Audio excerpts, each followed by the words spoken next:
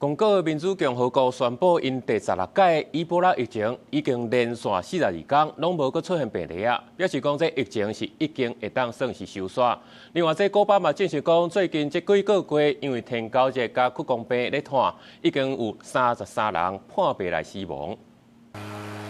工作人员一间一直咧消毒，街头巷尾的粪扫无人来收。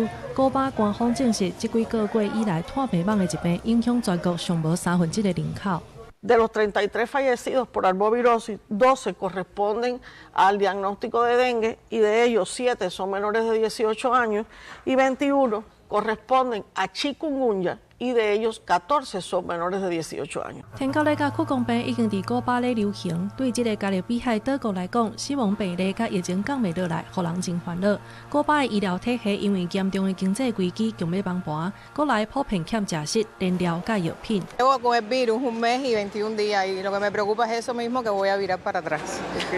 Porque no me veo mejoría, no veo mejoría y no, lo único que te manda es。古巴因为天狗类长期拢真困扰，无资金加上燃料欠缺，政府真歹实施全网啊水、清理路边粪扫、甲收漏水的管线等等的作业，疫情愈来愈严重。过去真罕见的屈公病，这几个月以来也拖甲真紧。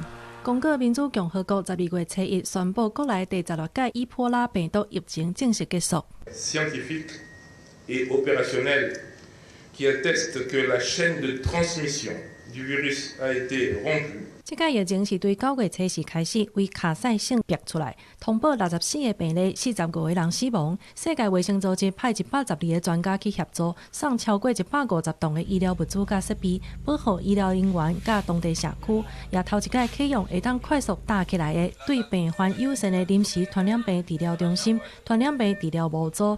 伊波拉病毒是一种会引起严重致死的人类出血热，人甲人之间的相话，主要透过直接接触患者也是死者的血等等。公司新闻综合报道。